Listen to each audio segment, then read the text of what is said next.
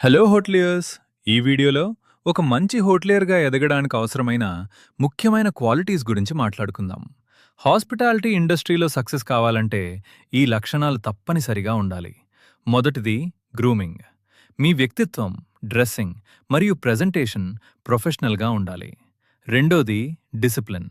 సమయపాలన, బాధ్యత మరియు నియమాలను పాటించడం కెరీర్ గ్రోత్కి చాలా ముఖ్యం. మూడోది పాజిటివ్ యాటిట్యూడ్. ఎలాంటి పరిస్థితుల్లోనైనా సానుకూల దృక్పథంతో ఉండటం మిమ్మల్ని ఇతరుల కంటే ప్రత్యేకంగా నిలబెడుతుంది. నాలుగోది హార్డ్ వర్క్.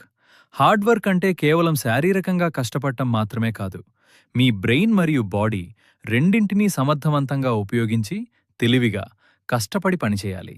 ఐదోది కమిట్మెంట్. మీ పని పట్ల అంకితభావం మరియు నిబద్ధత ఉంటే మీరు తప్పకుండా ఉన్నత స్థాయికి చేరుకుంటారు.